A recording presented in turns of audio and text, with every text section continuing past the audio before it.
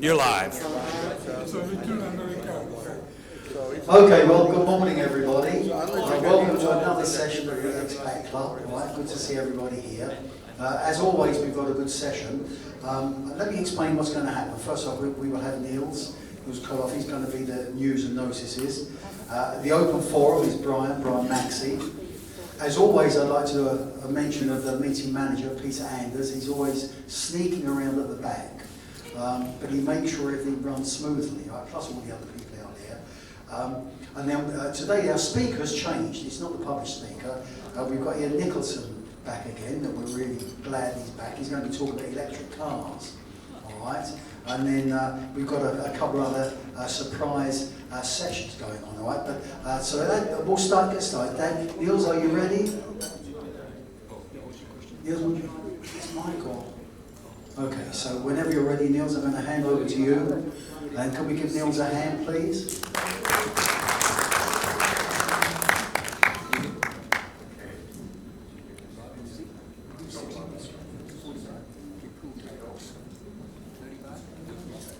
Good morning. Okay, that's the way to wake up. All right. Okay, it's my pleasure to be back and do the news and notices here. We have something interesting just presented to us here at the admin table. There's a new beer garden coming up in Bangsaray, and it's done in a Munich-style beer garden, so it's very original. I know the guy who's behind it, and he is making a retirement home in Bangsaray. And if you want some more details about it, we have it here if you want to visit that. They have a grand opening. It's on Saturday, this Saturday, the 3rd of April. And just hang on a second. Huh? Okay. Yeah, that's about it. If you're interested, then please approach me and get the telephone number and details. Now, we have a video to show you. Behind me, you see a nice picture of a black granite monument. It is called the Peace Monument. It says peace. It was unveiled, we say, about 20 years ago, and it was organized by the Rotary Club of Pattaya, and Pattaya was recognized by Rotary International as the first Rotary International Peace City in Thailand. And the Rotary Club then committed themselves to promote peace in our city over the years, and especially towards the young generation. So this year's activity of the club is to organize a painting exhibition among students from 11 city schools plus one international school. And each school has been coordinated together with the Pattaya City Hall, and Central Festival Shopping Mall is also involved, and the Father Ray Foundation also involved. But the educational department from Pattaya City Hall has then coordinated with the headmasters in all these schools, and the 10 best paintings from each of the 12 schools will be on display at Central Festival from the 23rd of April. 23rd of April, the mayor will come and open the exhibition at 5 o'clock, and you are all invited. It will be, you're going to be invited to be the judges also.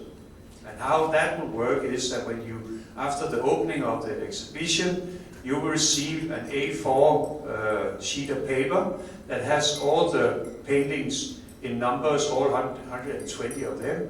And you can then walk around and look at the paintings and select the 3 you like best. And you make a cross on these 3 paintings. And then after the painting exhibition is finished, after 2 weeks, all the people who's been there during the 14 days, they all have the opportunity to vote for their favorite 3 paintings. And we will then count all the points and determine who winner and the runner-up and the second runner-up. These three children, they will receive a cash prize at a peace concert that will take place at the Father Ray Foundation on Sunday the 9th of May. It means 3 days after we finish the painting exhibition.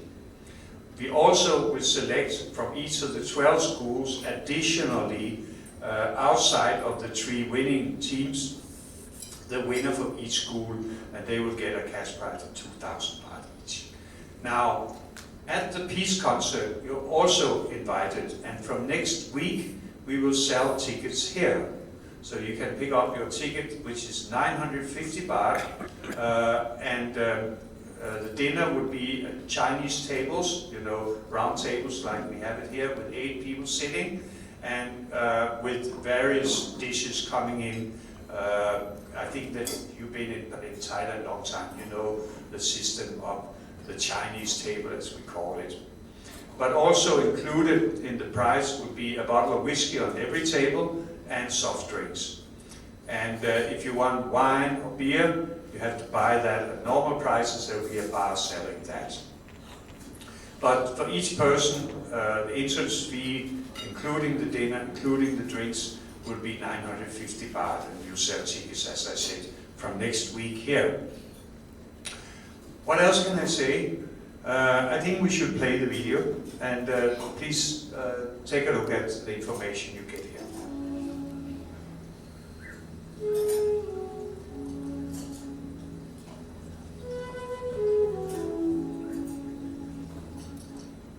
The Rotary Club of Pattaya is organising an art competition among students from 12 schools in our area.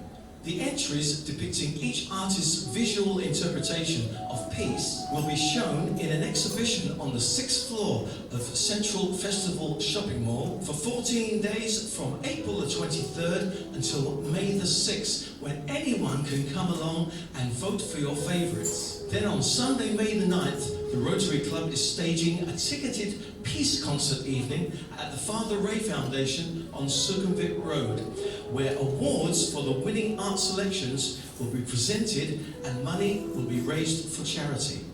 Appearing at the concert will be a Dylan Peace and Love style tribute, plus a special performance of the Beatlemania Band.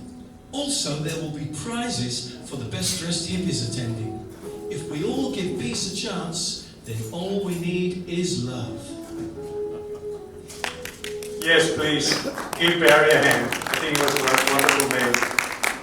All right, so as you can understand, there's a little bit extra to it. If you dare, you can rewind your life back to the hippie days and let your hair hang down. I will let my hair grow to here. Maybe I won't succeed. Anyhow, so especially for the ladies, I think they would like to dress up as hippie girls on the day, and there'll be prizes for the most outrageous hippie dress. It's all going to be fun, and there'll be a chance to dance and to enjoy each other's company, and all for good cause. So I really recommend you to join the peace concert, but if you don't have time for that, then at least come and take a look at the exhibition. We did this years ago, and the creativity from the kids was amazing. Really, you know, it was surprisingly high quality what the kids had produced. So we can look forward to a good exhibition, and I think it's also nice. It's a good feeling about promoting peace and supporting that. A small story, I was chairman of the project in the old days to get this organized with Pattaya City Hall. And the word in Thai for peace is Santipap. But it also means peace after war. And when I was talking to the mayor at that time, Kun Pairat, and I was asking him if the City Hall could accept to organize the Peace Park and the Peace Monument and all that. said, no, we cannot do that. I said, why? Well, Mørk Sandipap, peace city, means that we've had a war and we have peace after war. We never had a war in Pattaya, so I cannot accept that. And that was how everything kind of stopped. And I was troubled about it because I thought it was such a good idea for the profile of Pattaya to be recognized as a peace city. So I was consulting with various people, and then it came to my understanding that there's actually another word for peace, which is Santi Sukh, which means the peace of mind, or inner peace. So I went back to Mayor Pairat and said, what if we call it Mørk Santi Sukh? Oh, no problem, then it's perfect. So one word changed a lot, and I got a little bit of language education there. So that's how it is, and please, next week we have the tickets available. I hope many of you will join. What else do we have to say? Well, next week we are going to not be in the ballroom, we're going to be in the meeting room. We're not too happy about that. We're so happy when we are here, they're good facilities. But unfortunately, sometimes it's not possible to get this room when they have other functions. When we get a little further on away from COVID, they will open this meeting room and the room near the old mantra. And that will make it much easier for us to have a proper meeting room every week. But in this case, at the moment, they have closed down the mantra building to save energy and save staff also. So we have to wait until then. We have to get the best out of it during this COVID troubled times. I think that's about it. I don't want to say any more. I just want to wish you a great Tuesday and see you next week. Thank you very much for your attention. Excellent, thank you very much. And I've got to say, as a proud new member of the Rotary Club, I think it's very impressive the work that the Rotary does for giving back. My recommendation, as always, is please everybody come along and have a look at this. You know, next week, buy a ticket. It's giving back to the communities. I think it's fantastic.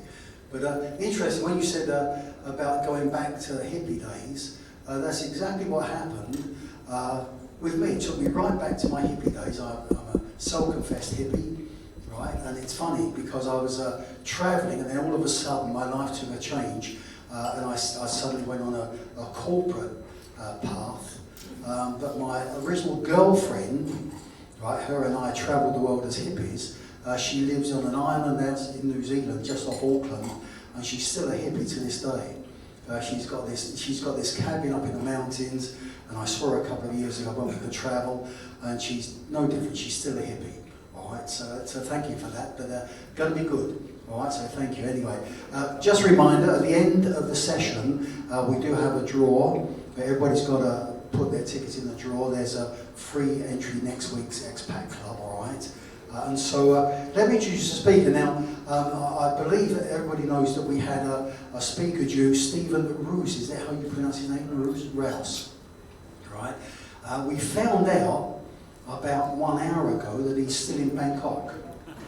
All right. And so fortunately we have a stand-in that's volunteered to come forward. Interesting speaker that we all know. But I think he deserves a hand for stepping up to the plate. I'm really rescuing the day, so let's give a hand to Ian Nicholson. Ian, come and join us.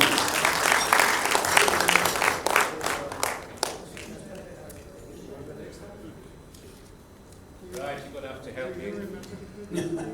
Bring me a cup of tea, because I don't have one. All right. Yeah.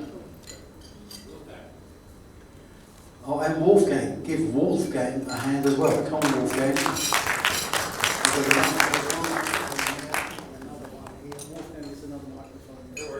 Okay, Wolfgang's my inspiration for this talk. Without him, I couldn't do it. So, electric vehicles. Hands up who would actually go out tomorrow and buy one. 1, 2, 3. where the bloody hell are you going to charge it? You don't know. Actually, if you go down Sukhumvit, there's a tyre shop halfway down, and they've got a charging point. So, what's the good news about electric cars? Not much. So why are all the governments telling all the car manufacturers to make electric cars? Reduce emissions. Where? Okay, where do you get the electricity from? From a dirty coal-fired power station. So what are you doing? You're moving the emissions from the exhaust pipe back to the power station. Is that clever? It's government, yeah. They have to be seen to be doing something. So electric cars are only bridging technology. Yeah? Bridging technology. It's a solution to get somewhere eventually. The final solution is what? Driverless cars. Hydrogen. The future is hydrogen, and it always will be. And don't say, oh, hydrogen's dangerous. I worked in a factory that made hydrogen and used hydrogen every day. There's nothing worse or more dangerous than petrol. It's no worse, hydrogen. So, not yet. You want to sit down and I'll call you up? Yeah. You okay here? Right. I thought he was too shy. He told me before he didn't want to do it. So, hold on, don't start yet, because what I want to do is go through the current options. Now, when was it? About 15 years ago, I was working in Hong Kong, and I used to audit electrical and mechanical services department, and they used to buy all the vehicles for the government. And I managed to persuade them to buy a Toyota Prius. Now, a Toyota Prius was what? What was it? Was it a clever car? It was a hybrid, yes. So what does hybrid mean? It had a battery, yeah? And that battery was charged by generative braking, yeah? Yeah? You slow down when you brake, you create energy. So you didn't have to plug it in or anything, yeah? Was it useful? Yeah, it was a good vehicle. It was expensive. It was expensive. And how long did the battery pack last? 10 years. And now you can buy a battery pack for about $2,000. So that's proven technology. Now, the next stage after that is what? If you go from hybrid to electric cars, you go through 2 or 3 phases. First phase was hybrid. The second phase is what? Plug-in hybrid. Right, so you have an internal combustion engine, ICE, a normal engine, but you also have a battery pack and an electric drive. Now, a friend of mine is a very rich ex-airline pilot, and he has a Mercedes-Benz GLE 500, isn't it? GLE 500. And this guy's used to travelling fast because he's a pilot, and he took me out on Highway 7, and we were coming up the inlet ramp, and he put his foot down. I got thrust back into the seat. There was so much power because both the internal combustion engine and the electric engine were working at the same time. So the 0 to 60 value was something like 4 or 5 seconds for this great big heavy SUV thing. Unbelievable. So that's why if you drive around Bangkok you see lots of these things, but of course the biggest downfall on those things are they only really work if you charge them overnight. But most Thais don't realise that. So what they do is they drive around Bangkok and they use the internal combustion engine to charge the battery. So the fuel consumption is twice what it should be. So they gain nothing. So plug-in hybrids, are they a good solution? No. Again, it's bridging technology. So What's the next one? Okay, the next one is BEV, a battery electric vehicle. Yeah? Battery electric vehicles, 100% electric. So, what are you going to do? Plug it in, charge it overnight? Who pays for the electricity? You do. How much does it cost? Same price as what you use everywhere else. Is it cheap? No. How far can you go? 100k? 100 kilometres, 150 kilometres, 200 kilometres. Okay. What happens if the battery runs down? You're screwed. You're dead. So the problem with BEVs is you've got battery anxiety, or range anxiety, I think is what they call it. Yeah? Shut up, that was my phone. I didn't switch it off. So, battery anxiety. Go back to, yes, you've got a question. Yeah, I'm just actually wondering because I got an electric. Somebody give her a microphone, please. Sorry, I can't hear her.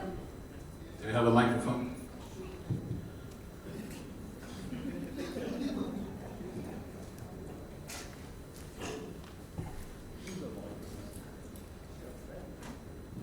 Yeah, I'm wondering.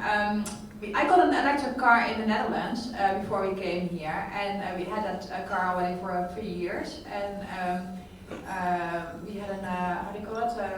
We could drive 250 kilometers with the Nissan Leaf we got. And you said you know it's cost a lot of money, you know, electricity. But we found out for 250 kilometers we only had to pay 8 euros. So it's, I don't know how much the gas costs here, but I mean, in Holland it was very, very cheap to have an electric car. Was that a special rate for the car or just the regular rate for electricity through the mains? No, I just, The normal rate? The normal rate for our No, she said electricity fuel company. costs €8 a liter in the Netherlands. That's what she just said. So electricity is way cheaper than 8 euros a liter. Yeah, but how many kilometres do you get to a litre?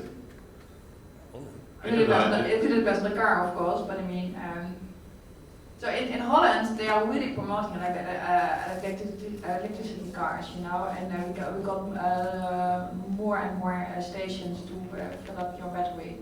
Yeah.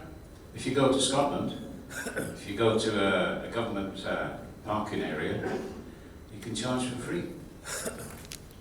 So, sorry, I don't have all the answers in terms of costs, but I would just say, if you look at the cost of electricity, is electricity cheaper to make than fuel? Right? Any electric power station, the most efficient ones are 66% efficient, and that's combined gas cycle electricity. Okay, nuclear may be cheaper, hydro is definitely cheaper, but who's got it? Yeah, the most important reason why we got an electric car is just for sustainable reasons. Yes, and you probably only use it for urban driving, which is ideal. And For sure. Holland is very flat. And Holland is very flat, it's got no hills. That's also true, yeah. And you don't need aircon in the summer. But the issue is not fuel cost, the issue is capital cost. Yes. Capital cost is a critical issue. It's not just capital cost, it's cradle to grave, True. right? First of all, you have to make the batteries. What do you make the batteries from? Nickel and lithium and all sorts of fancy metals. You look at the whole life cycle. Are the batteries going to last the whole life of the car? Yes or no? Probably not. You need 2 lots. What do you do with the batteries at the end of the life cycle? Yeah. With normal lead acid batteries, you can reclaim the lead, and it's not really that dirty a process. But if you look at trying to get it back from nickel, aluminium, and all the other metals they use, it's not easy. It's a dirty process. What about all the electricity that they have to generate to make the car go? Yeah. So what we're getting at, sorry, I have a very negative view on electric vehicles. So kind of must have worked that one out. I like the freedom of an internal combustion engine because the system around the world is designed for that. There's petrol stations everywhere. Yeah. So it's a common sense solution. Yes, Herman. A microphone for Herman, please. Thank you.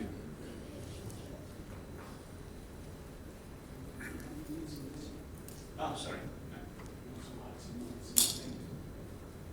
Hi, there's this huge hype in Germany about electric cars as well. And recently the ADAC, the German Automotive Club, made a study and evaluated. Now they came to the findings that a 100 kilowatt battery to recharge costs as much as 80 liter of diesel fuel. The only difference is with a 100 kilowatt car you can do 250, 300 kilometer if you're lucky, and 800 to 900 kilometer with a diesel. I think that tells you everything. Thank you. So, we need a solution, don't we? We need a working solution. We've got hybrids that work, which are okay, but have got some negative points. We've got plug-in hybrids, which may be a bridging solution. We've got battery electric vehicles, which I don't like. So, what have we got today that will get us to the hydrogen? And we have an example here today of some very brave friend of mine, Wolfgang, who actually went out and bought a Nissan Kicks. I think if we show the video now, you can understand. The nice thing about Nissan Kicks is it's got the benefits of both systems.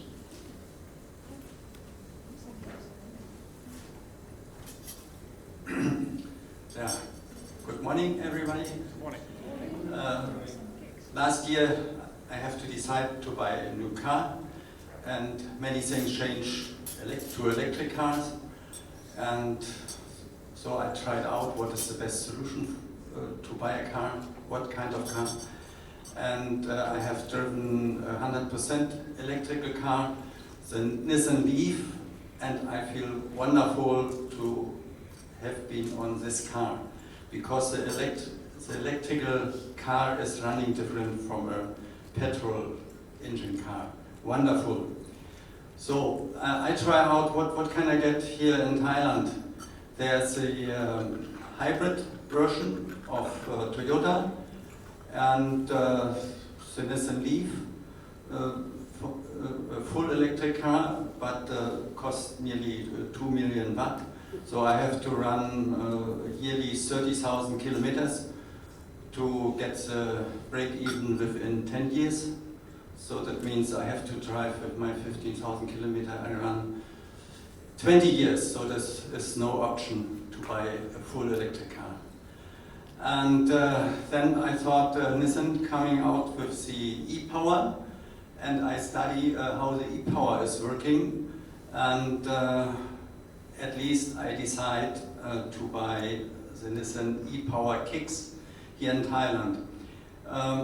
I checked really carefully different web pages on that, and I find out that Nissan produced the e-Power on Note for over 4 years already and selling in Japan. And in this class, the Nissan Note was a selling runner, so many people like to have this car. And also the car was sold in Pakistan and some other countries, I do not remember.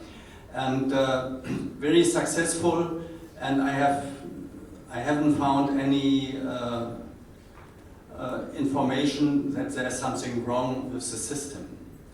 And so I decide to buy this car and make clear it's good to make, and I also compare the prices and find out the Nissan e-Power was the cheapest on the range I like to buy. So that's why I decide also for the e-Power. And how the e-Power is working, I can answer nearly all questions, I believe. But before you ask question or I go further, I have found a video from Nissan. This shows you how the e-Power is working.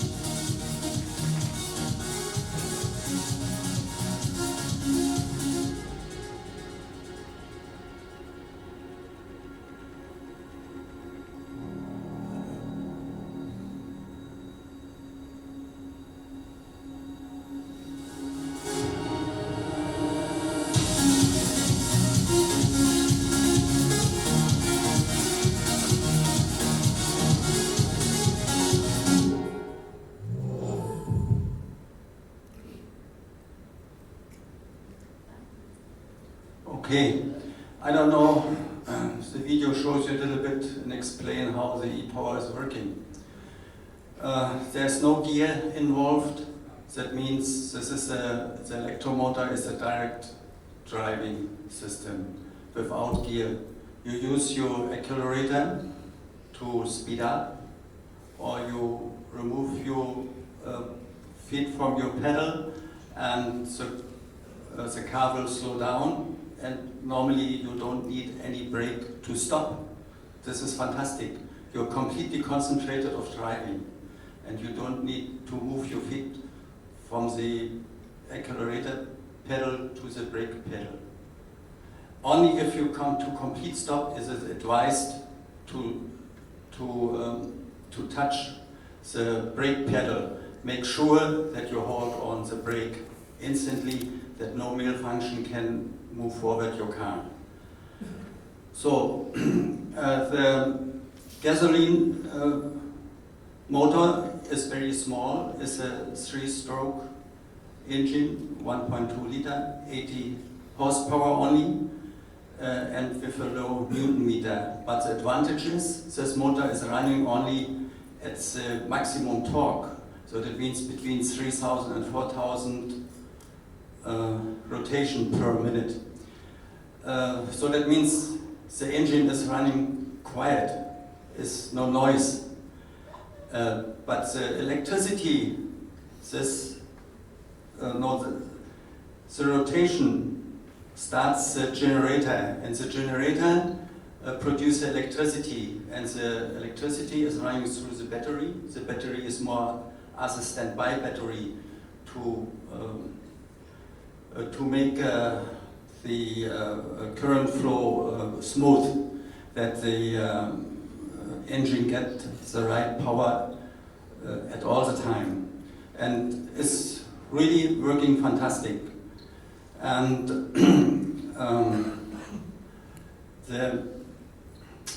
so what I have to say, what is more important now?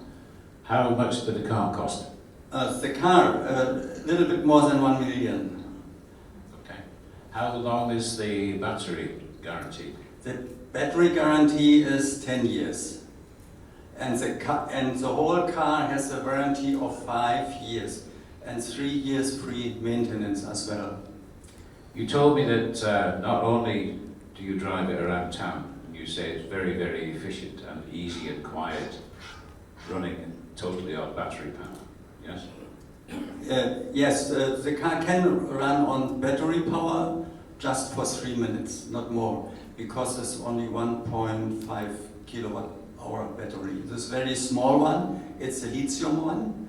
It's located under the front seat, and it's a Panasonic made battery. That means high quality. It's not made in China or somewhere. That's also good. I do not like to have a fire under my best part. But the thing that really stands out with this car is it's got a petrol engine. It's got a fuel tank. Yes. But the petrol engine does not drive the wheels. It charges the battery. Charging the battery and generating power to drive. So many people, especially engineers, ask, why can this car has a good efficiency? Because you're changing the energy from one element to the other. The answer is you use the best part of every part. So that means the gasoline engine runs on optimum 3,000 to 4,000 circles per minute. The electrical engine has a very high torque, and this is what we actually need. We don't need a high power, we need a high torque in our car. And this is what the electric engine produces. And if I drive on that car and I try to accelerate to pass another car and I push the pedal, oh, it's like a hell, it's quick. It's like a 3 or 5 liter engine Mercedes-Benz. This acceleration I get with this small car, just for 1 million. The other car has the same acceleration, maybe cost 3-4 times more. This is also an advantage of the small car. And I have never been on long term with this car. And next week I will go to the south and will see how the fuel consumption will be on a long ride.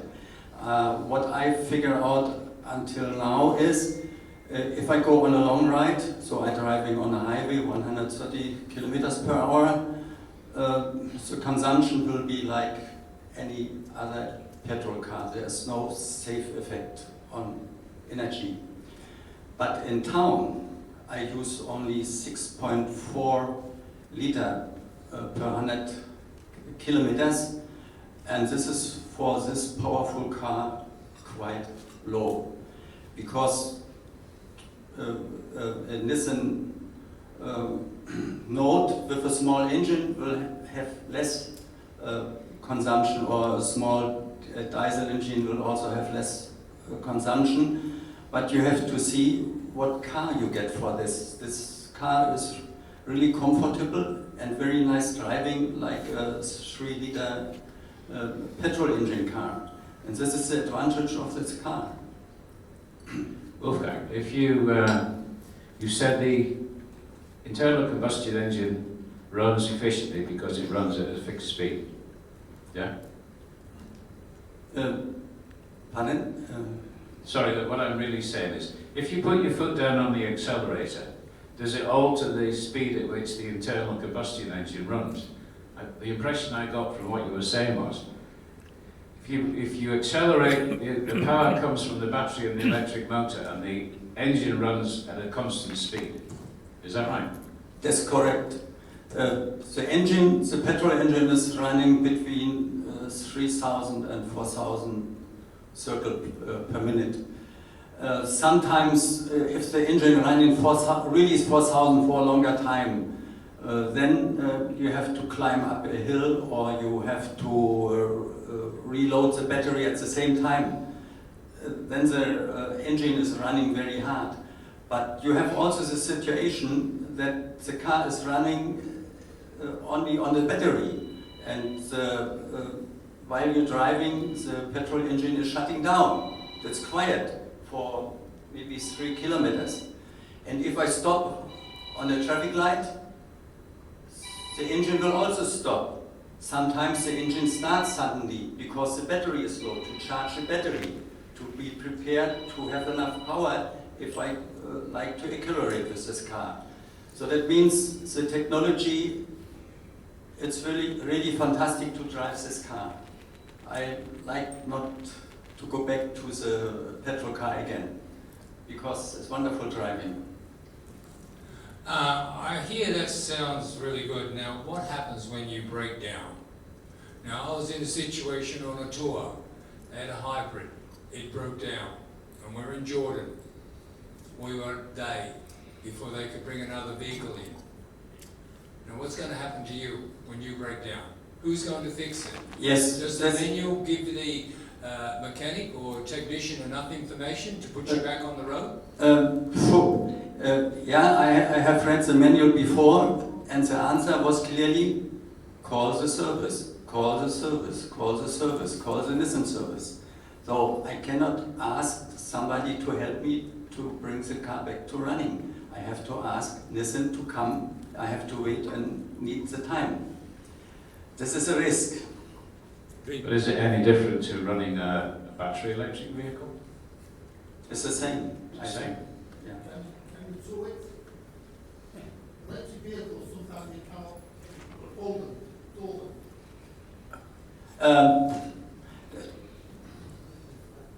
No, this is not advised to do that. So normally, because Thailand is full of automatic gear cars, so all the services use the car to draw you. They pick up the front axis. Yeah, I'd heard you can't leave all the wheels on the ground and tow it because it'll damage the electric motors. Yes, you should not do that. Yes. I might have misheard you, but when you started, you said the engine was a 3-stroke? I've heard of a 4-stroke and a 2-stroke, but I've never heard of a 3-stroke. Yes, 3-cylinder. Yes, 3-cylinder. 3-cylinder? Yeah, no, not 3-stroke. Sorry. Oh. Sorry, yeah, mistake.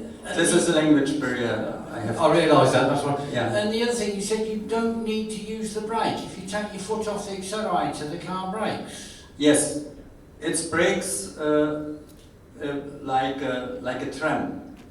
If the tram has no power, the engine is running, and the electrical engine is running, and But what happens if the car in front of you stops?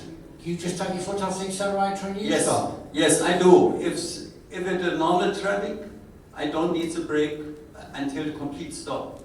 But if the brake very hardly in front of me, I have to use the brake, of course. Okay. Yeah. It's regenerative braking, same as in a Prius. Yes, it's like in a hybrid car. Yeah. But what I have seen many videos before about this car to decide to go this risk to buy the new technology, and I get a warning. Do not buy this car to save gasoline or to save something. So you're completely wrong. Only buy the car if you like to buy electric, if you like to drive an electrical car. Because the safety effect is not on a long haul. The safety effect is only into the town. So that means this car is a real city car. It's good for a city, but for long driving, it's better if somebody go to Chiang Mai every day, every week or something like this, then he should look for another car. Maybe it's a better solution. But for the city like Bangkok or Pattaya, great car.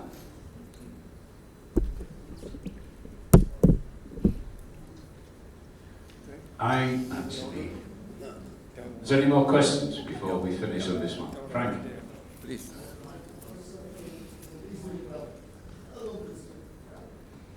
You did mention it, lithium ion or lithium polymer batteries.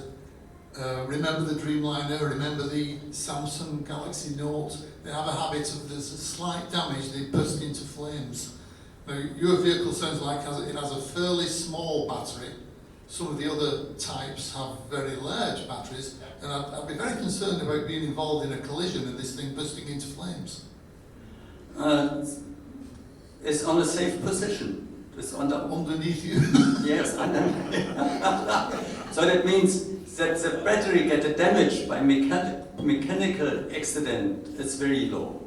The risk is very low. The only thing can be that the battery is bad manufactured, and the battery get heated, then maybe can cause a problem.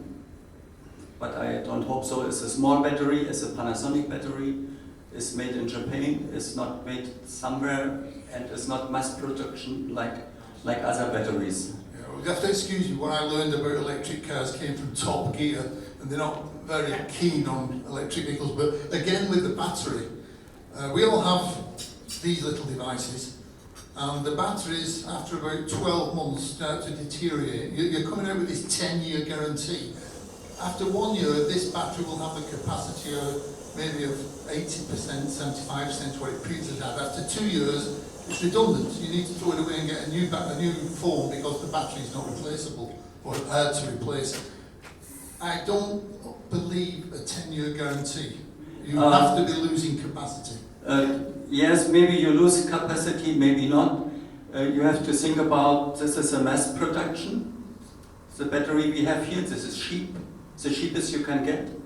And for the car, they use different quality. I think this is the answer. And if I have 10 years guarantee, if the battery is broken after 9 years, I will be happy about that. Then I get a new battery.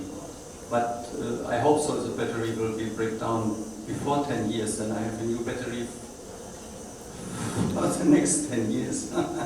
Yeah. But one thing I also have to mention what I found out. What I cannot do is to leave the car alone more than 2 months. then the battery will discharge by itself. And this will damage the battery. So you have somebody to drive your car every other month to recharge the battery. If the battery coming down too low, the battery is damaged and no guarantee, then you have to buy a new battery. The battery is not too big. I asked for the prices already. Seems not so high, I forget the price, but it's payable. It's not like a full electric car with a really large battery. Wolfgang, how big is the car? Is it how big is the car? Is it a note size or a? Yeah, before I have driven Nissan Pulsar, and the Kicks has the same size. The car is long 4 meter 29 centimeter, so that's a pretty city car. And the wide is 1 meter 80, and the high. So it's like a Nissan Pulsar or maybe a Toyota Yaris or something like this? No, it's more higher. Okay. The higher. I can go in handless. I don't need to use my hand to turn in the car. So that means it's very convenient as a city car. And the luggage room is not quite big, it's small because it's a short car. Maybe I can find a picture. Okay, thank you. Wolfgang, I have a question for you. If I'm walking along the pavement, can I hear the car coming? Yes. If the car driving slower than 30 kilometers per hour, there is a sound generator inside. Something like this. But it's not like a music, it's like you have a ventilator and the ventilator is touching some metal all the time. Like this. But unfortunately, last month I had one guy on the top of my car because he was a pedestrian and he looked somewhere else and I looked somewhere else because of motorbikes, and suddenly he was on top of my car because he had not hear this car, because you see the road is very noisy in Thailand, in Pattaya, and the car make a small noise if it run on 100% battery, but I fear the people do not hear that. This is, I have to watch us driver. Wolfgang, over to your right. What are the costs of the tax and insurance on this vehicle? Yeah, luckily I got my book yesterday. 1,200 baht is for the tax. For 1 year. The insurance is paid by Nissan for the first year. I have seen it's like the first class injury, everything is pretty on this insurance. What was it? 26,000 baht per year. But if I go and have to pay myself next year, then I will have the insurance, with also the full insurance, but I have to pay 5,000 on my own pocket. Then maybe the insurance costs only 18,000 baht or something like this. So that's normal. The price is normal. It's not special high or low. That's actually a question for Ian, but comment actually. Electric vehicles and things like that. If you follow Musk and Tesla, his view of the world is cars on demand. So actually, the reason things go down is way less cars sold, because the average worker, let's say Bangkok, anybody works, and they work in an office, they get on the car, they drive an hour and a half in traffic, right, in Bangkok especially, they drive an hour and a half in traffic, and then guess what? The car sits parked 8 hours, 9 hours, 10 hours in the parking garage or wherever, and that's all unused capacity in the system. So that's why at least where Tesla's going, is full electric, because you got the battery plants and all that, but driverless cars, and effectively you won't buy a car anymore. You'll lease a car, or you'll lease capacity from the Tesla car system, and if you need to go somewhere, you know, within the guarantee, I don't know what, I haven't followed him, this is from somebody else's presentation, but the idea then that'll save a huge amount because there's way lower demand for cars, and you get a car when you need a car, and they have enough cars to meet the demand. What's your opinion on that?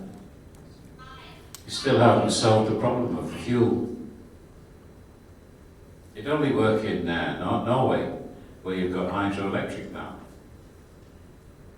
How else are you going to drive the electric vehicle? You have to make electricity. But if demand for cars are way down. Yeah, but you still need the electricity, and unless you change. Connected to, right, you use dirty power or whatever. Use dirty power, yeah. So Sure, you but don't way solve less. that problem. Yeah, okay, way less, but you don't solve the problem. I mean, you have to eliminate it totally. If you go to hydrogen, it's eliminated totally. As long as you make the hydrogen by hydroelectric power. If you make it by converting fossil fuels into hydrogen, then forget it. It's totally inefficient. He's ready to carry on. He's ready to do a bit more. Okay. Found the car. I try to find the dimension of the car. How long, how high? No, just leave the pictures, but everyone wants to see the pictures. Scroll up a little bit. There you go. Oh, too much. One back. One back. So you had all the pictures. You had 3 pictures of the car. No, scroll down. Okay, start from the beginning. Yeah. Okay. This is the main page from this one.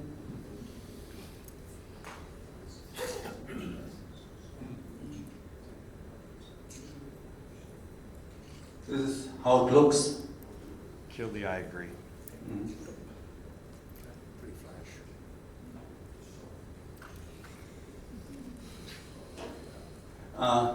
One bad thing on it is the display.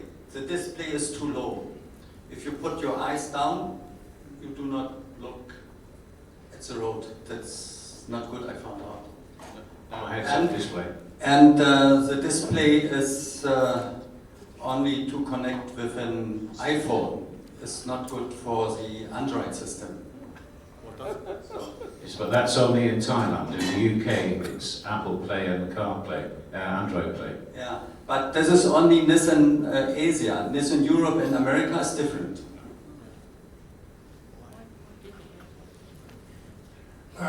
Please, does battery only discharge when used? If you don't use the vehicle, is battery discharging? So I don't know how the internal things works. There's a lot of things watching the car, alarm system, and I don't know why the battery is discharging so quick. Especially the lithium battery is only good for the driving. There's another battery, and there's a 12-volt battery, and this battery is located in the back compartment, it's not in the front. So, and there's no spare tire in. So you have, no, it's not. So that's why I bought a machine to refill, how you call it? An air compressor. Yeah, air compressor. I bought a special one. If I go on the road, that I can fill up the tires, because the things they deliver from Nissan has so low power that it takes 10 minutes to refill with the chemical stuff to make the things can run again. But if it get too low again, the pressure is too low again, what I can do? So that's why I bought a special how you call it? So tire pressure. tire pressure to refill and refill. Maybe I can drive 10 minutes to fill up and drive 10 minutes and so on until I find a real service. I'm a little unhappy with that because a tire problem is very often in Thailand. You don't get spare tyres in modern cars anyhow. New cars now, you don't get spare tyres. Is there just one battery? Because light, AC, much? It's 12. Not just the engine. Yeah, it's 12. The other battery is 12 volt, but it's also capacity is higher than normal. This is 65 amp hour. That is really high. The normal car in this dimension has only 45. So, and I hope that this is a kind of battery has only a warranty for 1 year. If this battery broken after 1 year, then I have to replace it on my own. Any more questions? Okay. Yeah, I do not find it so quick. The dimension of the cars to compare to other cars. They can go to the showroom. Yeah, go to the showroom. They have a test driving car there, so that's very easy to find out is this the right car for you or not. Right. I really put you on the spot tonight, didn't I? You and I discussed doing a presentation on this subject about 2 or 3 months ago. And Wolfgang said, yeah, I can do it. And then recently I asked him, can you come and help me? Because you've got all the technical knowledge. And he said, no, I'm a wee bit shy. So thank you. I mean, you really did a good job. Excellent. Well done. Thank you, Ian. I was going to say that. The pair of them have rescued the day. Right, so again, another hand for them, please. Really, really. It saved me talking, okay.